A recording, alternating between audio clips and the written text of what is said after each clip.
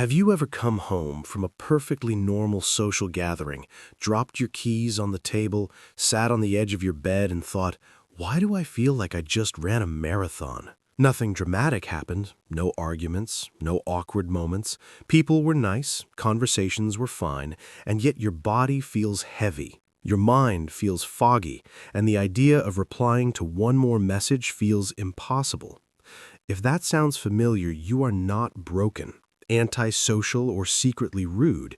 Your brain is simply doing something most people never think to question. We live in a world that treats social energy like a bottomless resource.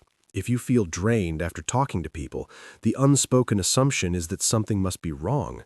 Maybe you are shy, maybe you lack confidence, maybe you just need to get out more. But psychology tells a very different story, and once you see it, you cannot unsee it. Feeling drained after socializing is not a flaw. It is a signal. And like most signals from the mind, it is intelligent, specific, and deeply personal. Let me paint a picture. Imagine two phones plugged into the same charger overnight. In the morning, one is at 100%, the other at 60%. The charger worked, electricity flowed, but the phones were running different apps in the background. One was resting, the other was working hard even while it looked idle. Social interaction works the same way. Two people can sit in the same room, have the same conversation, laugh at the same jokes, and walk away with completely different energy levels. One feels energized, the other feels emptied.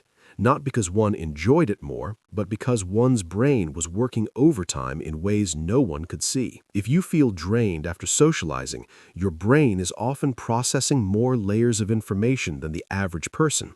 You are not just hearing words, you are tracking tone, facial expressions, shifts in mood, unspoken tension, timing, and emotional undercurrents.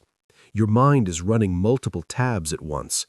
This is especially common in people who are emotionally attuned, reflective, empathetic, or simply used to reading rooms carefully. Social spaces for you are not passive experiences. They are full sensory environments. Think about how exhausting it is to drive in heavy traffic compared to cruising down an empty road. The destination might be the same, but the mental load is completely different. When you are socializing, especially in groups, your brain is navigating traffic. Who is speaking, when to jump in, when to stay quiet, how what you say might land, whether someone seems uncomfortable, whether you accidentally said too much. None of this is conscious overthinking in the stereotypical sense. It is automatic, fast, and deeply ingrained. And automatic processes still consume energy. There's also a quieter truth that rarely gets talked about. Many people who feel drained after socializing are not exhausted by people, they're exhausted by performance. Even if you're being authentic, social interaction still requires a certain level of self-regulation. You adjust your tone, you filter your thoughts, you choose which parts of yourself to bring forward and which to keep private. That constant micro-editing adds up. It's like holding a gentle smile for hours. Nothing painful, nothing dramatic, just a steady, invisible strain. Psychology research often points to differences in nervous system sensitivity. Some nervous systems are simply more reactive. They respond more strongly to stimulation, including social stimulation. Noise, facial expressions, emotional cues, and conversation dynamics hit a little harder and linger a little longer. If you've ever replayed a conversation hours later, not because it went badly, but because your mind is still processing it, this might be you. Your brain doesn't slam the door shut when the event ends, it keeps the lights on. There's also the issue of emotional labor. Even in casual conversations, many people subconsciously take on the role of listener, stabilizer, or emotional translator. You notice when someone is uncomfortable. You soften your words. You help conversations flow. You make sure no one feels left out. You might not even realize you're doing it, but your nervous system does. Emotional labor feels light in the moment and heavy afterward. It leaves you with that strange emptiness where nothing is wrong, but everything feels quiet and tired. And then there's the myth that introversion equals social exhaustion and extroversion equals social energy. Reality is more nuanced. Plenty of socially skilled, confident, and articulate people feel drained after socializing. It has less to do with how much you like people and more to do with how your brain restores itself. Some brains recharge through interaction, others recharge through solitude. Neither is better, they are simply wired differently. If solitude restores you, social interaction becomes an expense rather than an income. A worthwhile expense, often meaningful and enjoyable, but still an expense. Imagine spending money on something you love, a good meal, a trip, a gift. You don't regret it, but you still check your balance afterward. That post-social fatigue is your brain checking its balance. There is also a deeper layer that many people avoid acknowledging. For some, social exhaustion is tied to a lifelong habit of vigilance. Maybe you learned early on to read moods carefully. Maybe you grew up in an environment where emotional shifts mattered. Maybe being attuned kept you safe, connected, or valued.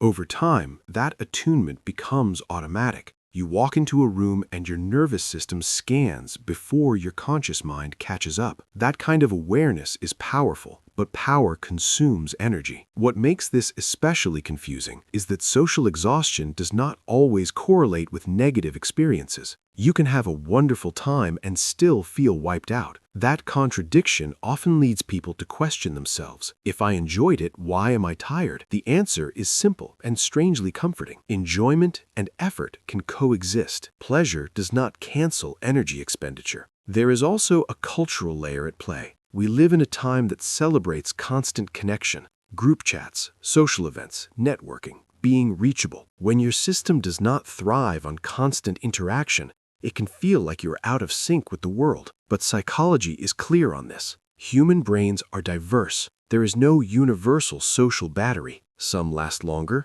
some recharge faster, some need deep quiet to reset. One of the most damaging misconceptions is that feeling drained means you should push through it to build tolerance. That idea comes from confusing social exhaustion with social anxiety. Anxiety is driven by fear. Exhaustion is driven by effort. Pushing through fear can sometimes reduce it. Pushing through exhaustion usually deepens it. Listening to your limits is not avoidance. It is regulation. When people understand this about themselves, something shifts. They stop labeling themselves as too sensitive or bad at people. They start designing their lives with recovery in mind. They choose fewer but deeper interactions. They leave events earlier without guilt. They schedule solitude the way others schedule social time, not because they are fragile, but because they are aware. There is a quiet strength in knowing how your energy works. People who feel drained after socializing often possess depth, empathy, and insight that others rely on. They notice what is unsaid.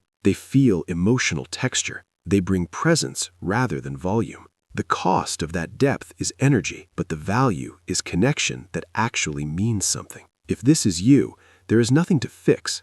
There is only something to understand. Your brain is not rejecting people. It is processing them fully, and full processing requires rest. So the next time you feel that familiar heaviness after a social interaction, pause before judging it. Instead of asking, "What is wrong with me?" try asking, "What did my nervous system just do?" You might realize it listened deeply, adapted constantly, and stayed emotionally open. That is not weakness. That is work. And maybe the most freeing realization of all is this: you are allowed to build a life that fits your energy instead of forcing your energy to fit a life. You are allowed to step back, go quiet, and recharge without apology. In a world that equates loudness with vitality, choosing restoration is an act of self-knowledge. If this resonated with you, take a moment to reflect on your own social rhythms. Notice what drains you and what restores you. And if you want to explore more of the hidden patterns behind how your mind works, stay curious, stay gentle with yourself, and consider subscribing for more psychology that actually feels human.